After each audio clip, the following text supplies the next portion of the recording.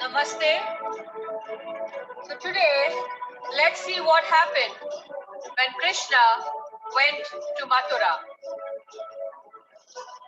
So after all of King Kamsa's strategic plans failed, feels like this is his last resort. Well, he sends Akrura, who is also an uncle of Krishna, to Vrindavan to invite Krishna and Balaram to see the city of Mathura, to attend a big festival, and to have fun wrestling in Mathura. Such a wonderful plan of King Kamsa. But let's wait and watch what unfolds. Our hero of today, Krishna, and his brother Balaram, along with some of their friends and his father, Nanda Maharaj, and some of the elderly men of Vrindavan, traveled to Mathura, leaving behind the rest of Vrindavan very, very sad. They reached Mathura at the end of the day, and after resting the night at the outskirts of Mathura, Krishna, Balaram and his friends, curious to see Mathura, awake early in the morning, and after seeking the permission to look around Mathura from Nanda Baba and the elders, they are warned to behave themselves and not be naughty. This is not Vrindavan, and surely you don't want to attract the anger of the cruel King Kamsa or his soldiers. So my dear children, don't create any disturbance. They walked slowly to the golden doors of Mathura's huge marble gates. There were beautiful gardens all around. The city was all decorated wonderfully, looking very splendid. The boys were excited. This was the first time they were out of their little village of Vrindavan. There was grandeur everywhere. They first come upon King Kamsa's personal washerman. Seeing the beautiful, colorful silken robes, they ask for some. But the washerman rebukes them. How dare you ask for royal robes? You mountain wanderers, you village dwellers, you uncivilized boys. Don't you see the soldiers all around here? They will arrest, punish, or even kill you. So out from here now. Krishna, not at all happy with the rude and scornful reply, chops off the head of the washerman with his fingertips. Then joyfully, they began trying on the royal robes, and wearing some of them, they continued exploring Mathura. Then they come across the hunchback Kubja. She's carrying fragrant oils and sandalwood paste to the palace of King Kamsa. Krishna asks her for some of the fragrant oils, and very happily she offers Krishna, Balaram and his friends some of her fragrant oils. Krishna is very pleased and happy, and so he straightens up the hunchback old Kubja. And now she is the most exquisitely beautiful young lady. Moving ahead further, Krishna breaks the bow of Lord Shiva. This bow was given to Kamsa by Parshuram. And it is said that whomsoever breaks the bow will also kill Kamsa. So hearing the tumultuous sound of the bow breaking sent shivers into the body of King Kamsa. That night, while everyone slept, two people could not sleep.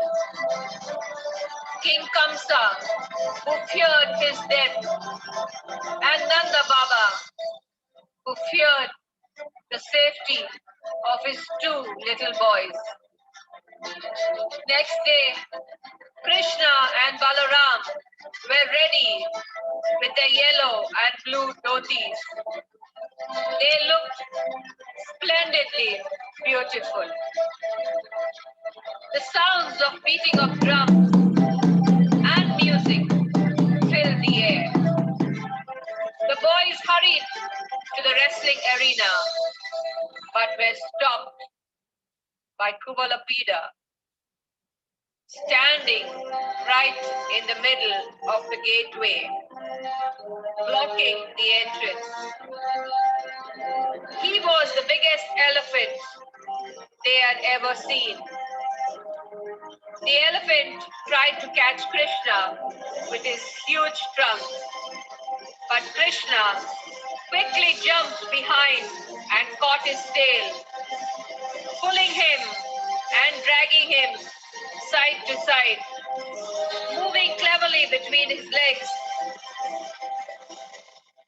He was supposed to trample upon Krishna and Balaram, but the Mahout himself fell down, and Krishna quickly broke off one of the tusks and jumped upon the back of Kuvalapida. Poking him again and again, he killed the beast. All the coward boys jumped up and down in glee and excitement and clapping their hands in joy, shouting, Jai Ho, Jai Ho. The arena was packed with viewers, and seeing the two boys enter, the people thought this was very, very unfair that two small boys had to contend with the great, mighty Chanur and Mustika.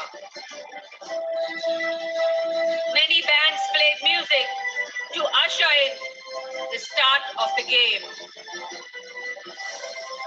Chanur walked up to Krishna, saying, I heard you like to wrestle.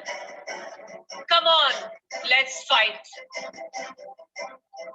Krishna, wanting to have a jovial exchange, tells Chanur, just look at your size, Chanur. You're so big. Just look at your arms and thighs, your well-built body, your muscles. I'm just 11-year-old boy.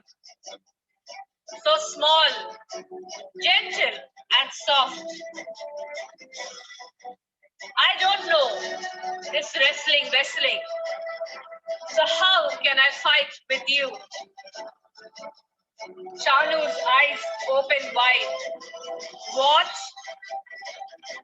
You are 11-year-old boy? I just saw you kill the wild and mighty Kuvalapida. Yesterday, just with the tips of your fingers, you chopped off the head of Kamsa's washerman. You broke the big celestial Shiva Danush. You sucked out the life air of the wicked witch Putana when you were just a few days old. You kicked the cart demon Sakatasura dead. You threw the mighty whirlwind demon Trinavat to the ground dead. You pulled the ancient Yamula Arjuna trees crashing down Then you killed the caste demon, Vatsasura. You split open the beak of Bakasura, the huge bird, killing him. You punched open the body of Agasura, the mighty python. You wheeled the ass demon, Denakasura, around and around, throwing him up into the trees, dead. You danced, chastised, and banished the many-hooded serpent Kalia out of Vrindavan. You slayed Pralambasura, who came as a friend to play with you. Then you twice swallowed the forest fire to save your friends and cows. You lifted Govardhan Hill on your little finger at the age of 7 for 7 days and 7 nights.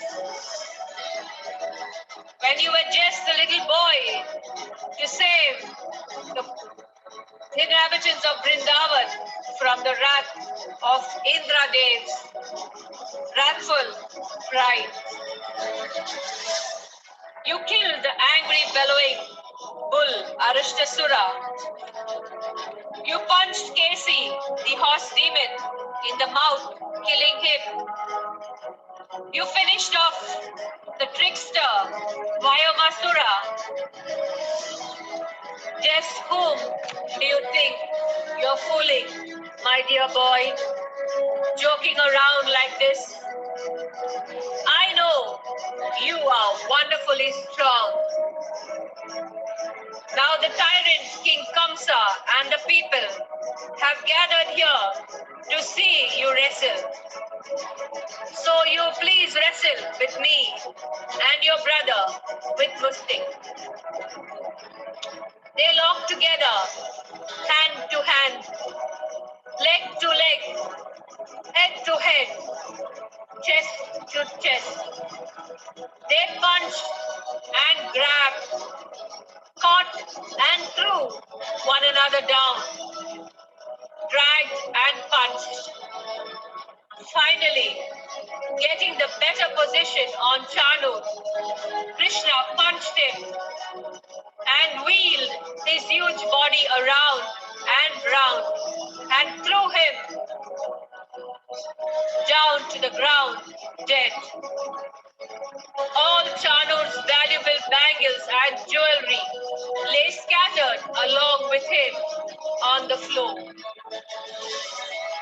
At the same time, Balaram also finished off Mustika, hitting and kicking him so hard he started vomiting blood and lay dead too. The drums and music played loudly. Victory, the wonderful boys. As everyone cheered and clapped with shouts of joy. Well done, well done.